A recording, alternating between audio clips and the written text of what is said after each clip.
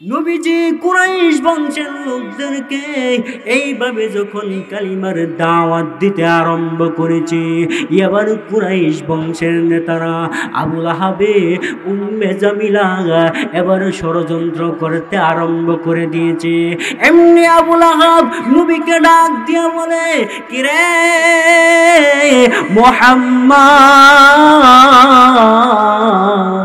কিরে বাতিজা মুহাম্মদ, তোর দুইটা হাত ধ্বংস হয়ে যাক। নাউজুবিল্লাহ বলেন, এমনকি তুই পর্যন্ত ধ্বংস হয়ে যায়। কিরে মুহাম্মদ, তুই কি এই জন্য আমাদের সকলকে এই কারণে কি এখানে একত্রিত করেছিস? মুহাম্মদ, তোর দুইটা হাত ধ্বংস হয়ে যাক, যেই দুইটা হাত দিয়া আমাদেরকে এখানে ডেকে ডেকে একত্রিত করেছিস। নাউজুবিল্লাহ বলে। এমনি নবীজির মনটা ভেঙে গেছে। নবীজি চোখের পানি ছেড়ে দিয়া কান্না আরম্ভ করেছে। আল্লাহ রব্বুল আলামিন জিবরাইলকে ডাক দিয়া বলে, কিরে জিবরাইল, যাও যাও আমার নবীর কাছে যাও, আমার নবীর কাছে যাও, আবুল আহাবের বিরুদ্ধে দাঁত ভাঙ্গা জবাব দিয়া দাও। আরে জিবরাইল, যাও যাও আমার নবীর কাছে যাও, আমার নবীর চোখের পানি মুছে ফেলার জন্য অর্ডার করে দাও। আরে জিবরাইল, যাও যাও সূরাতুল লাহাব নাজিল করে দিয়ে আসো। আরে জিবরাইল, সূরাতুল লাহাব নাজিল করে দিয়া আমার নবীকে জানাইয়া দাও, আমার নবী যেন চোখের পানি মুছে ফেলে, আমার নবী যেন আর কান্না না করে। এমনি জিবরাইল নবীজির দরবারে এসে নবীকে ডাক দিয়া বলে, আগো নবীজি, আপনি আর কান্না করবেন না, আপনি এই মুহূর্তে চোখের পানি মুছে ফেলুন। মহান আল্লাহ রব্বুল আলামিন আবুল আহাবের বিরুদ্ধে দাঁত ভাঙ্গা জবাব দেওয়ার জন্য সূরাতুল লাহাব নাজিল করে দিয়েছে। আল্লাহু আকবার। ونشهد أن سيدنا وسندنا وحبيبنا ومولانا محمدا عبده ورسوله الذي أرسل إلى الناس كافة بشيرا ونذيرا وداعيا إلى الله بإذنه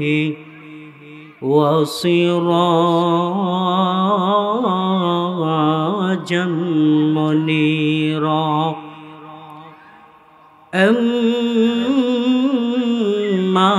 بعد فأعوذ بالله من الشيطان الرجيم. بسم الله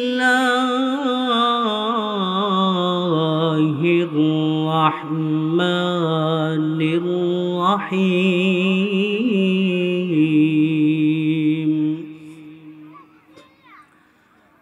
تبت يدا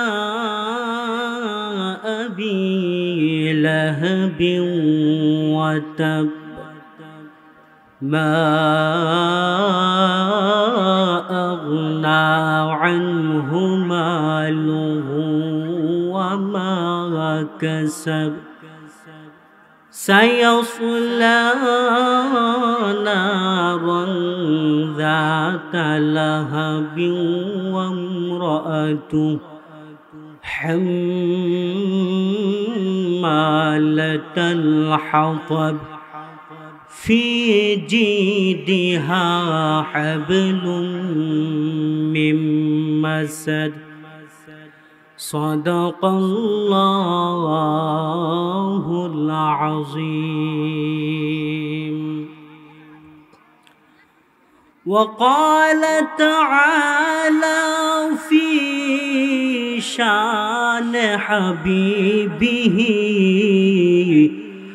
ومحبوبه ومعشوقه مخبرا وآمرا إن الله وملائكته يصلون على النبي يا أيها الذين آمنوا صلوا عليه وسلموا تسليما بلغ العلا بكماله كشف الدجى بجماله حسنت جميع خصاله صلوا عليه وآله محبت সহিত একটু জিকির করেন লা ইলাহা লা ইলাহা লা ইলাহা ইল্লাল্লাহ লা ইলাহা ইল্লাল্লাহ লা ইলাহা ইল্লাল্লাহ লা ইলাহা এই কালিমা পড়বে যারা কাজে লাগবে মরণ বেলা বলুন এই কালিমা পড়বে যারা কাজে লাগবে মরণ বেলা এই কালিমার রৌশনীতে এই কালিমার রৌশনীতে কবর হবে ইহু জালা লা ইলাহা মাশাআল্লাহ মোহব্বতে পড়ে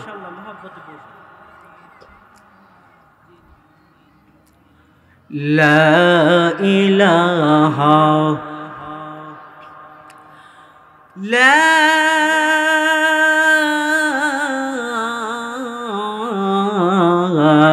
إله إلا الله محمد رسول الله صلى الله عليه وسلم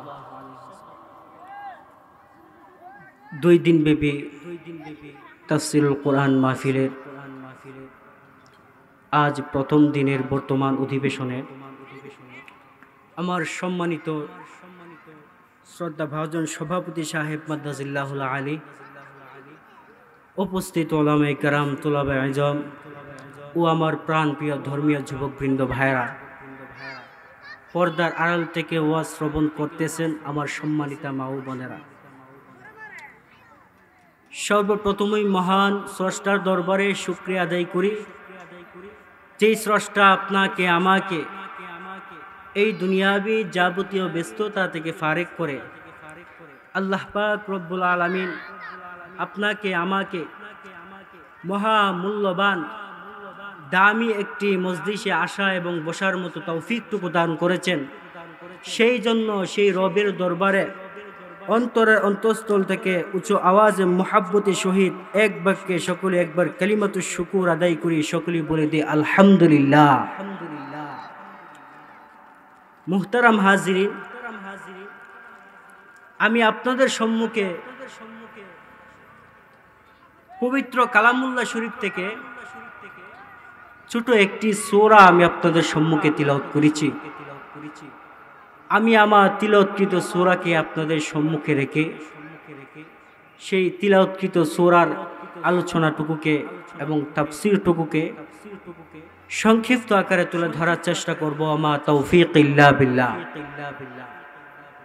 মুহতারাম হাজিরিন, আমি আপনাদের সম্মুখে যেই সূরাটি তিলাওয়াত করলাম এই সূরার নাম হলো সূরাতুল লাহাব। কোন বর্ণনায় পাওয়া যায়, কেউ কেউ বলেন এই সূরার অপর একটি নাম আছে, এই সূরাকে আবার কেউ কেউ বলেন সূরাতুল মাসাদ। পবিত্র কালামুল্লাহ শরীফের মধ্যে আল্লাহ পাক রব্বুল আলামিন যতগুলি সূরা অবতীর্ণ করেছেন, নাজিল করেছেন, সব কয়টি সূরা সমূহের সিরিয়াল নং অনুযায়ী আমি যেই সূরাটি তিলাওয়াত করেছি এই সূরাটি হলো 111 নম্বর সূরা। এই সূরাটি মক্কায় অবতীর্ণ হয়েছে, এই জন্য এই সূরাকে মাক্কি সূরা বলে। এই সূরার মধ্যে 5টি আয়াতে কারিমা আছে, 23টি শব্দ আছে এবং 77টি অক্ষর আছে। এই সূরার আলোচনার ভিতরে আল্লাহ পাক রব্বুল আলামিন আবু লাহাব এবং আবু লাহাবের স্ত্রী উম্মে জামিলার কথা তুলে ধরছে। জীবনে বহুতবার আমরা নিজেরাও এই সূরা তিলাওয়াত করেছি এবং অনেকের জবান থেকে মধুর কণ্ঠে সূরাতুল লাহাবের তিলাওয়াতও শুনেছি। এমনকি মসজিদে উপস্থিত হয়ে জামাতবদ্ধ হয়ে ইমাম সাহেবের জবান থেকেও মধুর কণ্ঠে এই সূরাতুল লাহাবের তিলাওয়াত শুনেছি। আপনারা শুনছেন নি? কিন্তু একটাবার এই সূরার অর্থ কি, এই সূরার তাৎপর্য কি, এই সূরার শানে নজুল ও ব্যাখ্যা আর অনুবাদ কি, এটা কি কোনোদিন জানার এবং বোঝার চেষ্টা করছি? এই সূরার অর্থ কি, শানে নজুল কি, তাফসীর আর ব্যাখ্যা কি, অনুবাদ কি, একটা দিন জানার বোঝার চেষ্টা করলাম না। এই জন্য আজকে এখানে বসে এই সূরার শুরু থেকে নিয়ে শেষ পর্যন্ত যতটুকু সময় পাই আমি আপনাদেরকে এই সূরা সমূহের অর্থ এবং অনুবাদ, তারপর যতটুকু সময় পাই তাফসীর ইনশাআল্লাহ তুলে ধরার চেষ্টা করব। মুহতারাম হাজরিন, আসুন সর্বপ্রথমে আমরা অবগত হই, আমরা জানার বোঝার চেষ্টা করি এই সূরার শানে নুজুল কি। শানে নুজুল হলো, শানে নুজুল এই শব্দের অর্থ হলো কোন সূরাটি, কোন আয়াতে কারিমাটি কোন প্রেক্ষাপটে কোন ঘটনাকে উল্লেখ করে অবতীর্ণ হয়েছে, নাজিল হয়েছে, এটাকে শানে নুজুল বলা হয়। এখন আসুন এই সূরার শানে নুজুল কি, শানে নুজুল সম্পর্কে আগে আমাদেরকে অবগত হতে হবে।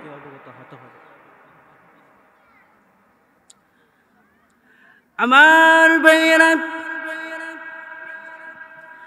আল্লাহর নবী বিশ্ব নবী রাহমাতুল লিল আলামিন মক্কা নগরীতে 1-2 বছর না 40টা বছর পর্যন্ত যখন মক্কা নগরীর লোকদের সঙ্গে যখন উঠা বসা করেছেন, নবীজি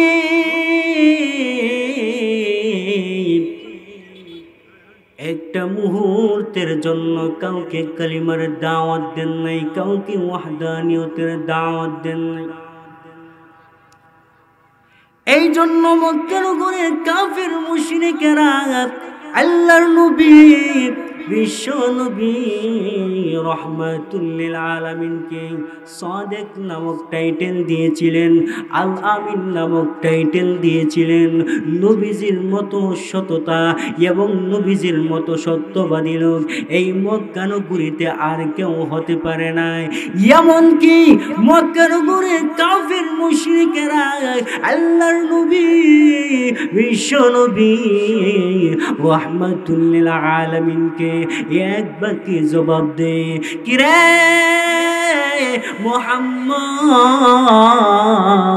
মুহাম্মদ রে, তোর মতো সততা এবং বিশ্বস্ত লোক এই মক্কা নগরীতে আর কেউ হতে পারে না। এইভাবে যখন 40টা বছর পর্যন্ত আল্লাহর নবী বিশ্ব নবী রাহমাতুল লিল আলামিন মক্কা নগরীর কাফের মুশরিকদের সাথে যখন উঠা বসা করতে আরম্ভ করেছে, 40টা বছর যখন অতিবাহিত হয়ে গেছে রে, এবার আল্লাহ রব্বুল আলামিন আসমান থেকে ওহী পাঠায় দিছে জিবরাইলের মাধ্যমে। কিরে জিবরাইল, যাও যাও আমার নবীর কাছে যাও, আমার নবীকে গিয়ে জানাইয়া দাও, আরে মুহাম্মদ আল্লাহ রব্বুল আলামিন এই মুহূর্তে আমি জিবরাইলের মাধ্যমে ওহী পাঠাইছে, আমি জিবরাইলের মাধ্যমে জানাইয়া দিয়েছে। কিরে মুহাম্মদ,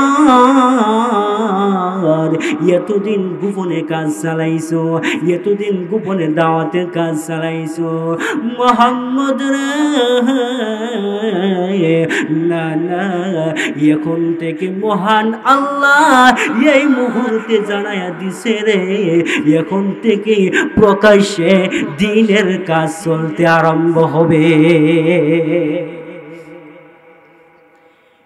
এবার আল্লাহর নবী বিশ্ব নবী রাহমাতুল লিল আলামিন প্রকাশ্যে কালিমার দাওয়াতের কাজ চালানোর জন্য তাফসীর কারকরা তাফসীরের কিতাবে উল্লেখ করেছে, নবীজি দৌড়াইয়া একটা বাথা নামক একটা স্থানে উপরে দাঁড়াইয়া কুরাইশ বংশের লোকদেরকে ডাকতে আরম্ভ করেছে, ইয়া সাবহা ইয়া সাবহা, আরে কুরাইশ বংশের লোকেরা তোমরা কোথায় রে,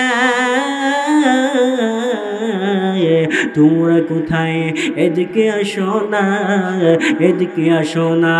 এইভাবে যখন কুরাইশ বংশের লোকদেরকে যখন ডাকতে আরম্ভ করেছে, এবার কুরাইশ বংশের বড় বড় লিডাররা, বড় বড় সর্দাররা দৌড়াইয়া আল্লাহর নবীর দরবারে উপস্থিত হয়ে গেছে। নবীকে ডাক দিয়া বলে, কিরে মুহাম্মদ,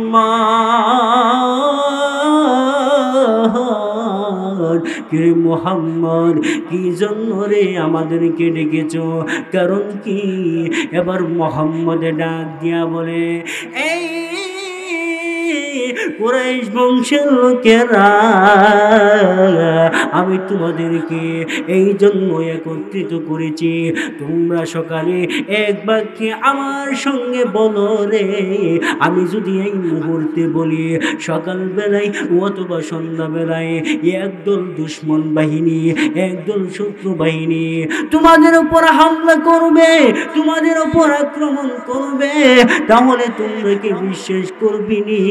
তোমরা কি বিশ্বাস করবি রে? এক বাক্যে কুরাইশ বংশের লোকেরা ডাক দিয়া বলে, রে কিরে মুহাম্মদ, এতদিন তুমি জীবনে কোনোদিন মিথ্যা বলো নাই, তোমার মধ্যে কোনো বাটফানি সিটারে কোনো কাজ পাই নাই, কিরে মুহাম্মদ, এই মুহূর্তে তুমি যেই কথাই বলবা না কেন রে, আমরা নির্দ্বিধায় ভাবে বেপরোয়া ভাবে তা মেনে নিতে রাজি। এবার আল্লাহ রব্বুল আলামিন সমস্ত কুরাইশ বংশের লোকদেরকে এক বাক্যে এক কণ্ঠে ডাক দিয়ে বলে, قولوا لا إله إلا الله تفلحون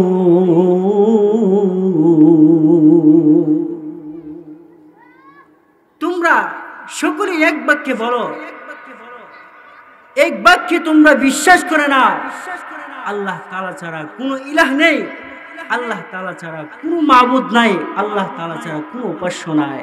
অতএব তোমরা যদি এই কথা নিজেদের মনে নিজেদের অন্তরে যদি তোমরা জাগ্রত করতে পারো, তাহলে তোমরা ইহকাল এবং পরকাল উভয় কালেই তোমরা সফলতা অর্জন করতে পারবা। সুবহানাল্লাহ। আমার ভাইরা, যেই মুহূর্তে নবীজি কুরাইশ বংশের লোকদেরকে এইভাবে যখন কালিমার দাওয়াত দিতে আরম্ভ করেছে, এবার কুরাইশ বংশের নেতারা আবু লাহাবে উম্মে জামিলা এবার ষড়যন্ত্র করতে আরম্ভ করে দিয়েছে। এমনি আবু লাহাব নবীকে ডাক দিয়া বলে, কিরে মুহাম্মদ, কিরে বাতিজা মুহাম্মদ, তোর দুইটা হাত ধ্বংস হয়ে যাক। নাউজুবিল্লাহ বলেন, এমন কি তুই পর্যন্ত ধ্বংস হয়ে যায়? কিরে মুহাম্মদ, তুই কি এই জন্য আমাদের সকলকে এই কারণে কি এখানে একত্রিত করেছিস? মুহাম্মদ,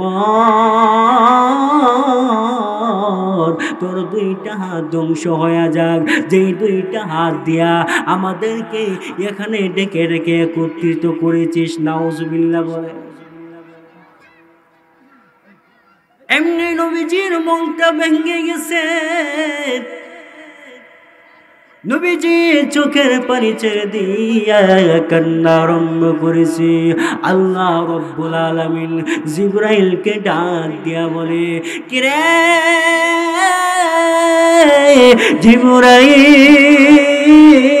জিবরাইল, যাও যাও আমার নবীর কাছে যাও, আমার নবীর কাছে যাও, আবু লাহাবের বিরুদ্ধে দাঁত ভাঙ্গা জবাব দিয়া দাও। আরে জিবরাইল, যাও যাও আমার নবীর কাছে যাও, আমার নবীর চোখের পানি মুছে ফেলার জন্য অর্ডার করে দাও। আরে জিবরাইল, যাও যাও সূরাতুল লাহাব নাজিল করে দিয়ে আসো। আরে জিবরাইল, সূরাতুল লাহাব নাজিল করে দিয়া আমার নবীকে জানাইয়া দাও, আমার নবী যেন চোখের পানি মুছে ফেলে, আমার নবী যেন আর কান্না না করে। এমনি জিবরাইল নবীজির দরবারে এসে নবীকে ডাক দিয়া বলে, আগো নবীজি, আপনি আর কান্না করবেন না, আপনি এই মুহূর্তে চোখের পানি মুছে ফেলুন। মহান আল্লাহ রব্বুল আলামিন আবু লাহাবের বিরুদ্ধে দাঁত ভাঙ্গা জবাব দেওয়ার জন্য সূরাতুল লাহাব নাজিল করে দিয়েছে। আল্লাহু আকবার। তাব্বাত ইয়াদা আবি লাহাব ওয়া তাব মা আগনা আনহু মালুহু ওয়া মা কাসাব সায়াসলা ذات لهب وامرأته حمالة الحطب في جيدها حبل من مسد। আল্লাহ রব্বুল আলামিন এই সূরার প্রথম আয়াতের অংশ দিয়া আবু লাহাবকে দাঁত ভাঙ্গা জবাব দিয়েছে। আবু লাহাব রে, তাব্বাত ইয়াদা আবি লাহাবিন ওয়া তাব। আবু লাহাব রে, তোর দুইটা হস্ত ধুয়ে তোর দুইটা হাত ধ্বংস হয়ে যাক, এমনকি আবু লাহাব তুই নিজেও ধ্বংস হয়ে যা। জবাব দিছিনি আল্লাহ।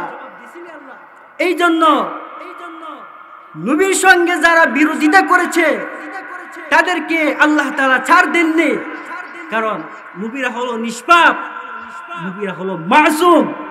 তারা যখন চোখের পানি ছেড়ে দেয়, যখন মনে দুঃখ কষ্ট পেয়ে যায়, তখন আল্লাহ তাআলা আর সহ্য করতে পারে না। এরপরে অংশ দেন আল্লাহকে, মা আগনা আনহু মালুহু ওয়া মা কাসাব। কিরে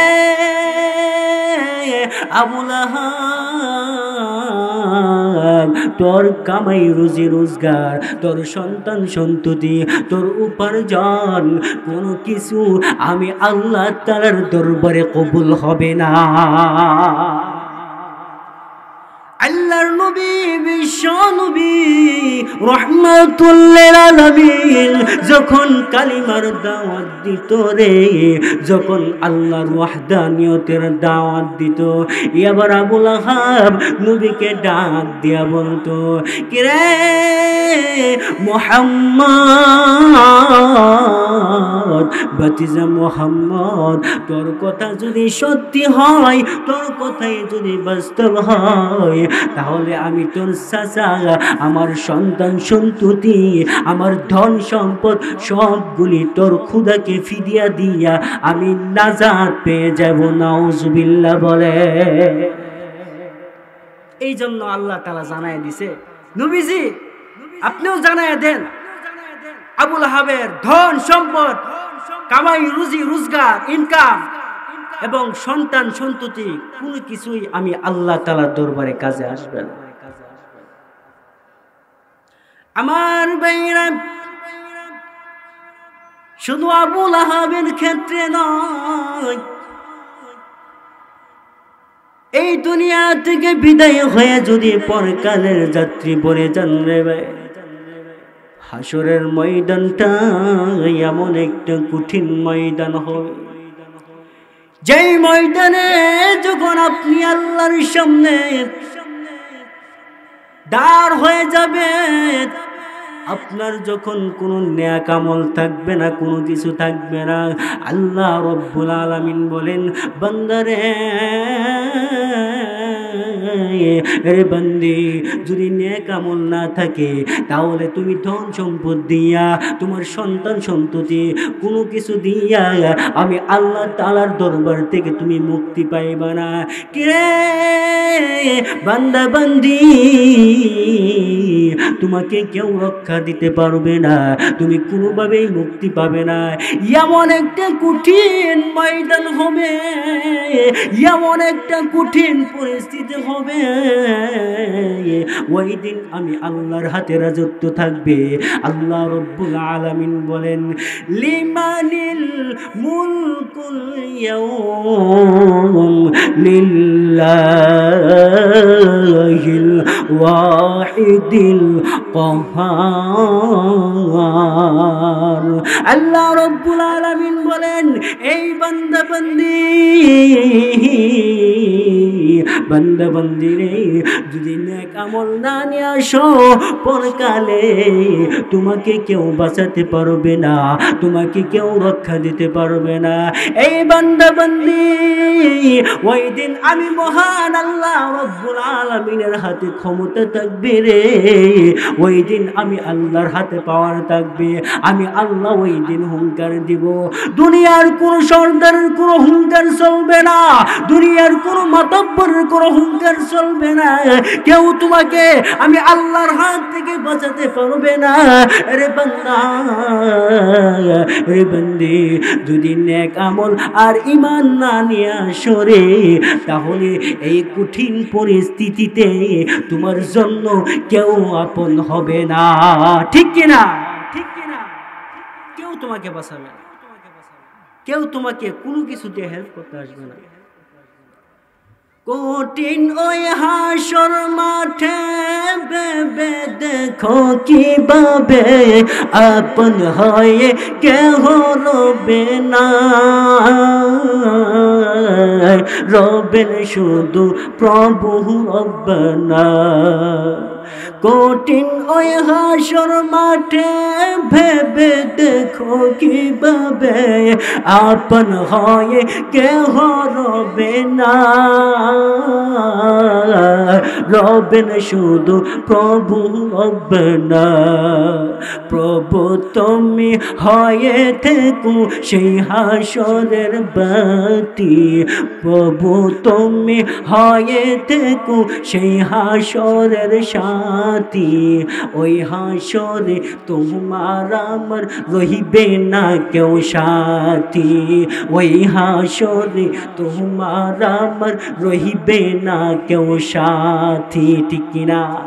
আর একটু আওয়াজ দিয়ে বলেন না ঠিক কিনা? আমার ভাইরা, ওই দিন এমন একটা কঠিন পরিস্থিতি হবে রে, যেই মুহূর্তে আপনার আপন বলতে কেউ থাকবে না, আপনাকে কেউ একটা নেকি দিয়ে হেল্প করতে, আপনি যখন বিপদে পড়ে যান, আপনার ভাই দৌড়ায় আসে, আপনার বন্ধু দৌড়ায় আসে, আপনার বাবা দৌড়ায় আসে, আপনার জন্ম দুঃখিনী মা, জন্ম দুঃখিনী মাটা পাগলের মতো দৌড়ায় আসে, আপনার পরিবার দৌড়ায় আসে রে। কিন্তু ওই দিন এমন একটা কঠিন পরিস্থিতি হবে, মা মা মা পর্যন্ত আপনাকে চিনবে না, বাবা পর্যন্ত আপনাকে চিনবে না। আল্লাহ রব্বুল আলামিন বলেন, ইয়াউমা ইয়াফিরুল মারউ মিন আখিহি ওয়া উম্মিহি ওয়া আবিহি ওয়া সাহিবাতিহি ওয়া বানিহি। বাবা সন্তান থেকে ভাগবে, পলায়ন করবে, সন্তান বাবা থেকে ভেগে যাবে, পলায়ন করতে থাকবে, মা সন্তান থেকে ভেগে যাবে, পলায়ন করতে থাকবে, বন্ধু বন্ধুকে চিনবে না, ভাই ভাইকে চিনবে না, বোন বোনকে চিনবে না, কেউ কারোর জন্য আপন হবে না, কেউ কারোর জন্য আপন হবে না। এই জন্য আল্লাহ বলেন, ইয়া আইয়ুহাল ইনসান মা গররাকা বিরাব্বিকাল কারীম আল্লাযী خلقك فسواك فعدلك في أي صورة ما شاء ركبك। আল্লাহ রব্বুল আলামিন বলেন, কিরে দুনিয়ার বান্দা বান্দি, তোমাকে কে আমি আল্লাহর দরবার হইতে তোমাকে কে দূরে সরাইছে? আরে বান্দা, আরে বান্দি, কে তোমাকে আমি আল্লাহ তাআলার দরবার হইতে দূরে সরায় দিছে? কে তোমাকে দূরে গাফেল করে দিছে? আরে বান্দা, একটাবার কি আমি আল্লাহ তাআলার কথা তোর কি স্মরণ হই না? আমি আল্লাহ, যেই আল্লাহ তোকে এত সুন্দর গঠন প্রণালী দিলাম, এত সুন্দর করে তোকে বানাইলাম, সমস্ত সৃষ্টিজীবের সুন্দর করে আমি আল্লাহ বানাইলাম। কেরে বান্দা, কেরে বান্দি, কে তোমাকে ধোঁকা দিল রে? কে তোমাকে ধোঁকা দিয়া দুনিয়ার প্রতি তোমাকে লোভ লালসা তোমার অন্তরে জাগ্রত করে দিছে, দুনিয়ার লোভে তোমাকে ফেলে দিয়েছে? রে বান্দা, তুমি মনে রাখো রে, তুমি যা কিছুই করো না কেন, একদিন আমি আল্লাহ রব্বুল আলামিনের খাট গড়াই দাঁড়াইয়া আমি আল্লাহ তাআলার দরবারে তোমাকে হিসাব দিতে হবে, হিসাব দিতে হবে, কঠিন হিসাব দিতে হবে। দুনিয়াতে কিভাবে আপনার জীবনকে পরিচালনা করেছেন, কিভাবে সময়গুলিকে কাটাইছেন, আল্লাহ তাআলার কাছে জবাব দিতে হবে, কঠিন থেকে কঠিন জবাব আপনাকে দেওয়া লাগবে। আপনাদের মনে আসেনি কোন আলোচনা করছিলাম? সূরাতুল লাহাবের 2 নম্বর আয়াতের অংশ কিন্তু চলতেছিল। একটু মনোযোগ সহকারে শুনেন, দেখেন আল্লাহ পাক রব্বুল আলামিন কি সুন্দরভাবে সাজালো গোজালো করে আল্লাহ পাক রব্বুল আলামিন আলোচনা করেছে। এরপরের অংশে আল্লাহ বলে, সায়াসলা নারান যাতা সায়াসলা নারান যাতা মালাহু সায়াসলা নারান যাত। আল্লাহ রব্বুল আলামিন দুনিয়ার বান্দা বান্দিকে ডাক দিয়া বলে, আরে দুনিয়ার বান্দা বান্দি, ও চিনে আবু লাহাব এবং আবু লাহাবের স্ত্রী উভয়জন দুজন জাহান্নামের আগুনে জ্বলবে। অগ্নি শিখাময় জাহান্নামের আগুনে জ্বলবে, কঠিন থেকে কঠিন, যে নাকি ইন্ধন বহনকারিনী, যে নাকি খাট বহন করবে। এই জন্য দুনিয়ার সাধারণ আগুন আমরা সহ্য করতে পারি না, বরদাস্ত করতে পারি না। পরকালে কঠিন থেকে কঠিন যে আগুনের তাপমাত্রা দুনিয়ার আগুনের তুলনায় আরো 1000 গুণে বেশি হবে, সেই আগুনের তাপমাত্রা কিভাবে সহ্য করব, কিভাবে বরদাস্ত করব? এই জন্য মুরব্বী বাবারা, যুবক ভাইয়েরা, হাতে পায়ে ধরে বলি, এই দুনিয়ার জীবনটাকে সুন্দরভাবে সাজাতে হবে, নবীজির আদর্শ অনুযায়ী নিজেদের জীবনকে রাঙাতে হবে। কারণ দুনিয়ার সাধারণ থেকে সাধারণ আগুন বরদাস্ত এবং সহ্য করার ক্ষমতা আমাদের নাই। পরকালের আগুন কিভাবে সহ্য করব? একটু চিন্তা কর। আমার ভাইয়েরা,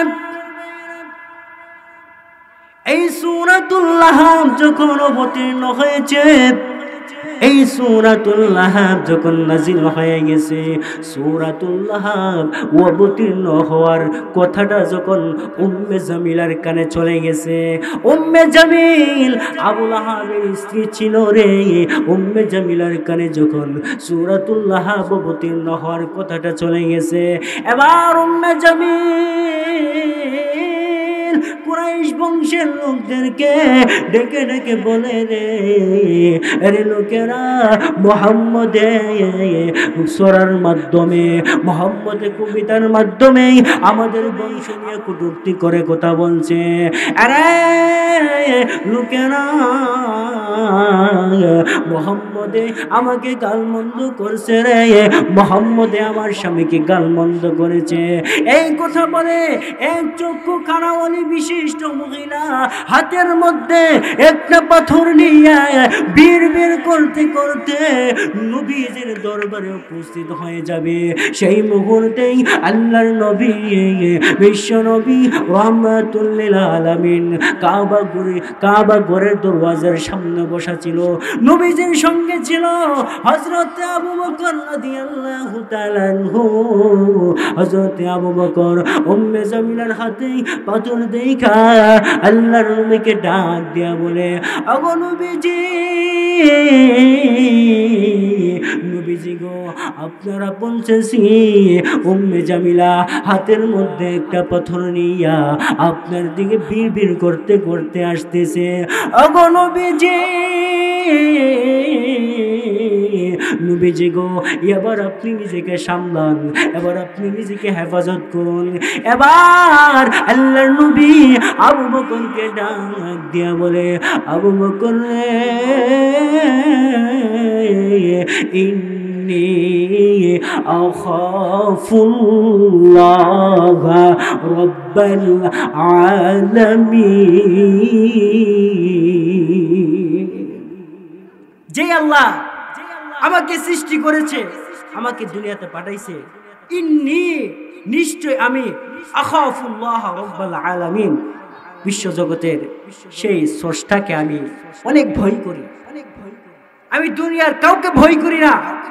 ইন্নী আখাফুল্লাহ রাব্বাল আলামিন, নিশ্চয় আমি সেই আল্লাহকে ভয় করি যে আল্লাহ বিশ্বজাহানের এবং পৃথিবী সৃষ্টি করলে ওয়ালা, যে আল্লাহ পৃথিবী সৃষ্টি করেছে ওই আল্লাহকে আমি ভয় করি, দুনিয়ার ছোটখাটো সাধারণ কোনো বান্দা বান্দিকে আমি ভয় পাই না। নবীজি তখন সঙ্গে সঙ্গে আবু বকরকে আরো জবাব দেয়, লা তাহজান ইন্নাল্লাহা মা'ানা। আবু বকর রে, কোনো চিন্তা নাই, কোনো ভয় নাই, কোনো চিন্তার কারণ নাই। উম্মে জামিলা আমার দিকে পাথর নিয়ে আমাকে আক্রমণ করার জন্য, আমাকে দুনিয়া থেকে বিদায় করে দেওয়ার জন্য যদিও আমার দিকে আগায় আসতেছে। কিরে আবু বকর, আসতে দাও, আমার দরবারে আসতে দাও। খোদার কসম, যেই আল্লাহ আমাকে সৃষ্টি করেছে সেই আল্লাহর কসম রে, আবু বকর উম্মে জামিলা আমাকে কোনোভাবেই দেখতে পাবে না। এবার নবীজি পবিত্র কোরআন থেকে একখানা আয়াতে কারিমা তিলাওয়াত করছে। কি আয়াত তিলাওয়াত করছে বলতাম নেই? আপনার কি শরীরের মধ্যে কি জীবাণু বাবাইসা পড়ছে? ঘুমাইতেছেন নাকি? একটু জিকির করেন, লা ইলাহা লা ইলাহা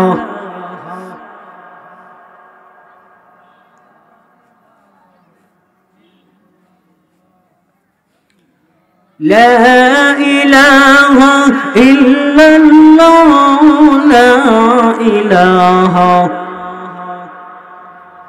لا إله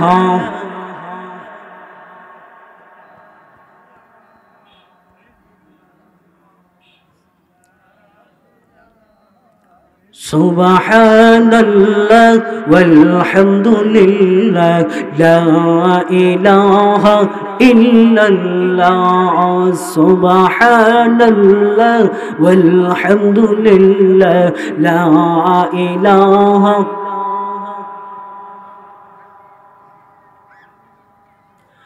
আমার চেহলে মেয়ে বন্ধু বান্ধব আরো যত আপনজন, আমার চেহলে মেয়ে বন্ধু বান্ধব আরো যত আপনজন, সবাই মিলে রাখবে আমায়, সবাই মিলে রাখবে আমায়, 3.5 হাত মাটির ঘর। সুবহানাল্লাহ লা ইলাহা সুবহানাল্লাহ। মাশাআল্লাহ, মুহাব্বতে বলুন।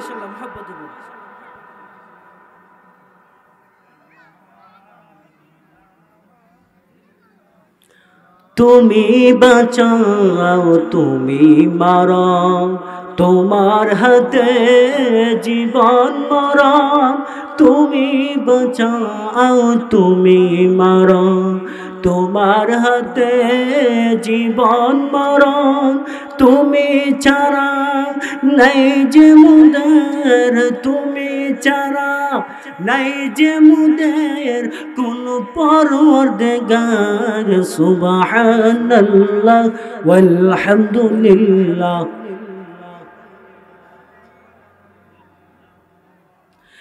لا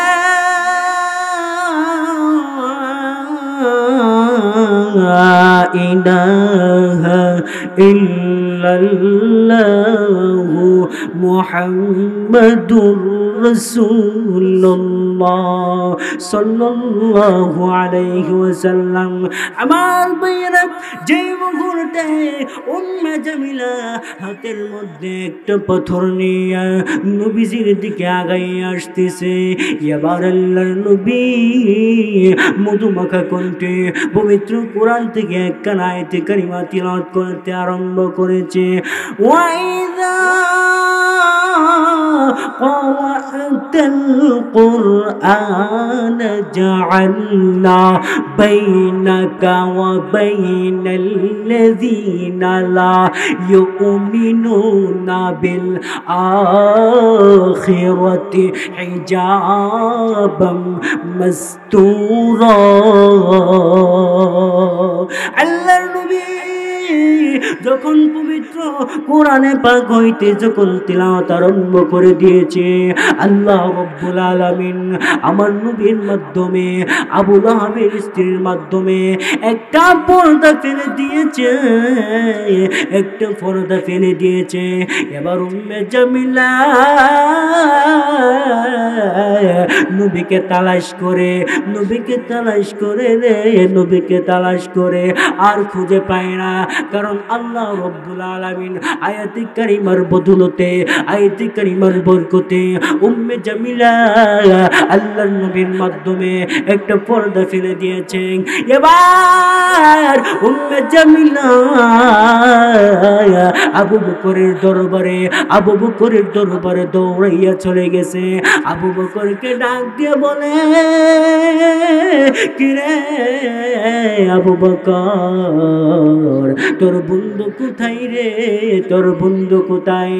আমি এই মুহূর্তে হাতের মধ্যে পাথর নিয়ে এসেছি তোর বন্ধুর উপর আক্রমণ করার জন্য। তোর বন্ধু নাকি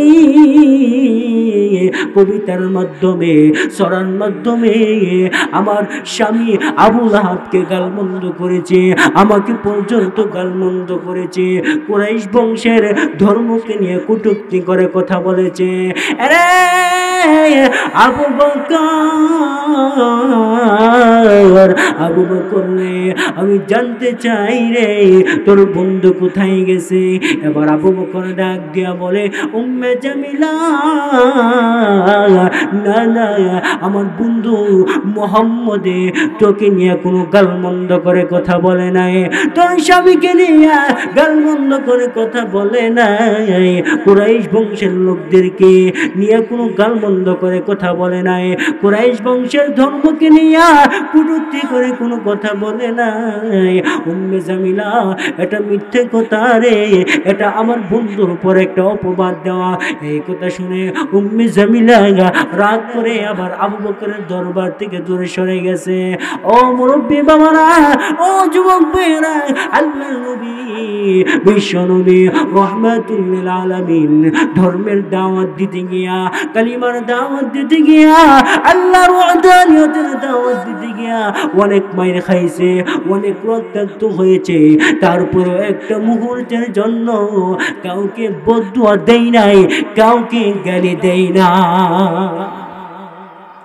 এটাই হলো নবীদের গুণ, এটাই হলো নবীদের সিফাত, এটাই হলো নবীদের বৈশিষ্ট্য আর খাসিয়ত। দ্বীনের দাওয়াত দিতে গিয়া, ধর্ম প্রচার করতে গিয়া কি পরিমাণ আঘাতপ্রাপ্ত হয়েছে, কি পরিমাণ লাঞ্ছিত হয়েছে, অপদস্থ হয়েছে, এরপরে একটা মুহূর্তের জন্য কাউকে কিছু বলে নাই, কাউকে গালিও দেয় নাই। ও মুরব্বী বাবারা, যুবক ভাইয়ারা, আল্লাহর নবী বিশ্ব নবী রাহমাতুল লিল আলামিন একদিন ভীষণ অসুস্থ হয়ে পড়েছে। নবীজির দরবারে জিবরাইল প্রতিনিয়ত ওহী নিয়ে আসতো, কিন্তু নবীজি যখন অসুস্থ হয়ে পড়েছে, নবীজির দরবারে আর ওহী আসে না। নবীজি যখন সুস্থ অবস্থায় ছিলেন গো, প্রতি রাত্রিতে নবীজি তাহাজ্জুদের নামাজে দাঁড়ায় যাইত। তাহাজ্জুদের নামাজে দাঁড়াইয়া লম্বা সূরা কেরাত পরিবর্তন করতেন, লম্বা সূরা কেরাত পরিবেশন করতেন। কিন্তু নবীজি যখন অসুস্থ হয়ে পড়ছে, তখন নবীজি আর তাহাজ্জুদের নামাজে দাঁড়াইতে পারে না, নবীজি আর লম্বা সূরা কেরাত পরিবেশন করতে পারে না। নবীজি যখন তাহাজ্জুদের নামাজে দাঁড়াইয়া গভীর রজনীতে যখন আল্লাহর নবী বিশ্ব নবী রহমাতুল লিল আলামিন পবিত্র কালামুল্লাহ শরীফ থেকে যখন আয়াতে কারিমা তিলাওয়াত করত, মক্কা নগরীর বড় বড় লিডাররা, বড় বড় কাফেররা গভীর রজনীতে ঘরের দরওয়াজা খুলে আল্লাহর নবীর ঘরের পাশে দাঁড়াইয়া দাঁড়াইয়া নবীজির কণ্ঠে মধুমাখা কণ্ঠে কোরআনের ধ্বনি শুনত। তাদের কাছে এতই ভালো লাগতো। যখন নবীজি অসুস্থ হয়ে পড়ে গেছে রে, এবার উম্মে জামিলাও নবীজির কণ্ঠে কোরআন তেলাওয়াত শুনতো। প্রতিনিয়ত প্রতি রাত্রিতে নবীজির কোরআন তেলাওয়াত শুনতো। কিন্তু নবীজি যখন সুস্থ হয়ে পড়ছে, আবার উম্মে জামিলা মক্কা নগরের কাফের মুশরিকদেরকে প্রচার করতে থাকি রে। উম্মে জামিলা ডাক দিয়া বলে, রে কুরাইশ বংশের লোকেরা, আব্দুল্লাহর বেটা মোহাম্মদ অসুস্থ হয়ে গেছে রে। আমাদের মনে হয় মোহাম্মদের খুদা মোহাম্মদের উপর নারাজ হয়ে গেছে। নাউজুবিল্লাহ। আমাদের মনে হয় মোহাম্মদের খুদা মোহাম্মদের উপর থেকে দৃষ্টি সরায় নিছে, এই জন্য মোহাম্মদ অসুস্থ হয়ে পড়ছে। চিন্তা করছেন কত বড় খারাপ নিকৃষ্ট মহিলা, নবীজির উপরে মিথ্যা অপবাদ দেয়। নবীর উপর থেকে নাকি আল্লাহ তাআলা দৃষ্টি সরায় নিছে, এই জন্য নবীজি নাকি অসুস্থ হয়ে গেছে। নবীজি যখন সুস্থ ছিলেন, নবীজির দরবারে প্রতিনিয়ত হযরত জিবরাইল আলাইহিস সালাতু ওয়াস সালাম আসতেন, ওহী নিয়ে আসতেন। নবীজি অনেক আনন্দ পাইত, অনেক শান্তি পাইত। কিন্তু যখন অসুস্থ হয়ে পড়ছে, সপ্তাহ চলে যাচ্ছে, জিবরাইলও নবীজির দরবারে আসে না।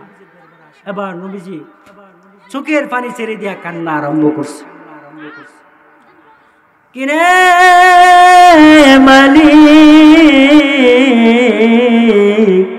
মালিক রে, আসলে কি আমি নবীর উপর থেকে তুমি তোমার দৃষ্টিকে সরাইয়া নিয়েছ?